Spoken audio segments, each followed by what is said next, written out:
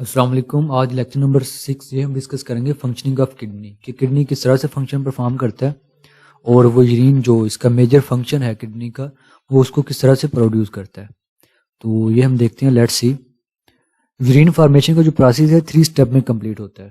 جس کا first step ہے وہ ہے پریشر فلٹریشن.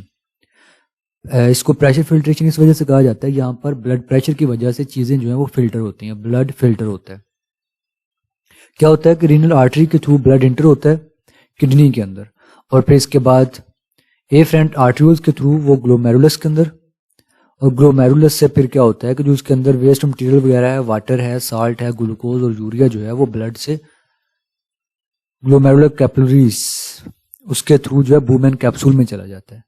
جو مٹیریل گلومیرولر کیپلری سے باہر آتا ہے بومین کیپسول کے اندر اس کو کہتے ہیں گلومیرولر فلٹریٹ. اور یہ شارٹ کوشچن بھی آتا ہے گلومیرولر فلٹریٹ. ٹھیک ہے. یہ پروسیس جو ہے یہاں پر اکر ہو رہا ہوتا ہے. یہ بلڈ ویسلز چیزیں ویسٹ مٹیریل لے کر آتی ہیں اور پھر اس کے بعد جو یہ ویسٹ مٹیریل ہے یہاں سے باہر آ جاتا ہے بومین کیپسول کے اندر یہاں پر. تو اس پریشر کو اس سٹیپ کو کہتے ہیں پریشر فلٹریشن. پھر اس کے بعد جو سیکنڈ سٹیپ ہے وہ ہوتا ہے سلیکٹیو ری ابزارپشن. سلیکٹیو مطلب چیدہ ری ابزارپشن دوبارہ جذب ہونا. کیونکہ پریشر فلٹریشن میں کافی ساری چیزیں جو ہیں وہ یوزفل چیزیں بھی فلٹر ہو جاتی ہیں جیسے کہ واٹر سالٹ گلوکوز وغیرہ. اگر یہ اسی طرح باڈی سے باہر چلی جائیں گی تو باڈی کے اندر ان چیزوں کی کمی ہو جائے گی.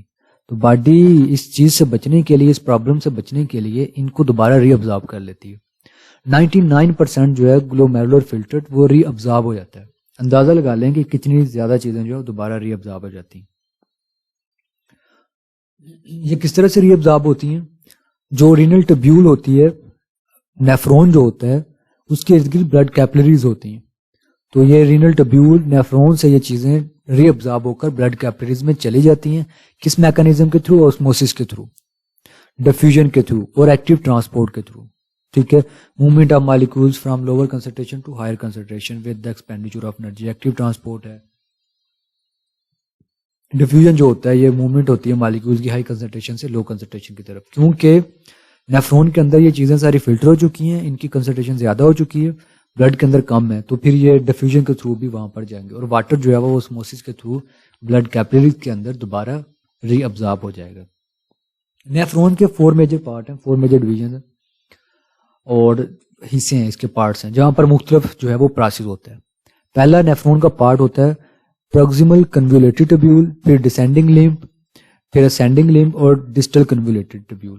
یہاں مختلف پارٹس پر مختلف چیزیں جو ہیں وہ ری ابزارب ہوتی ہیں. پہلا پارٹ ہے پروگزیمل کنولیٹری ٹبیول. پروگزیمل کنولیٹری ٹبیول پر 2 چیزیں جو ہے مینلی ری ابزارب ہوتی ہے واٹر اور پھر اس کے بعد گلوکوز.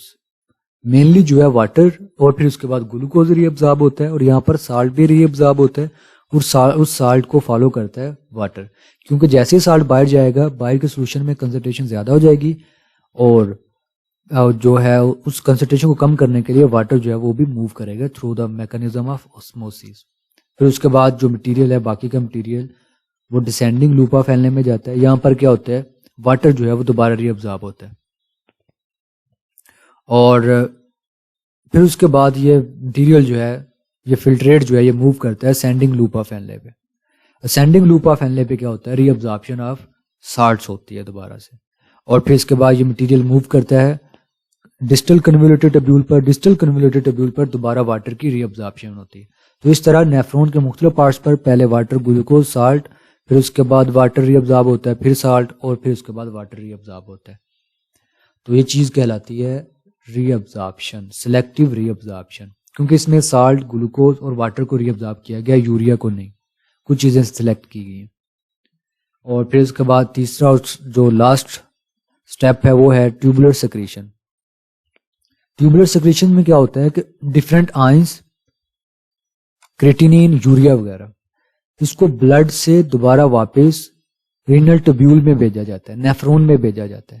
اس کا مقصد یہ ہوتا ہے کہ جو یورین کی پی ایچ جو ہے اور یا بلڈ کی پی ایچ جو ہے اس کو نارمل کیا جائے.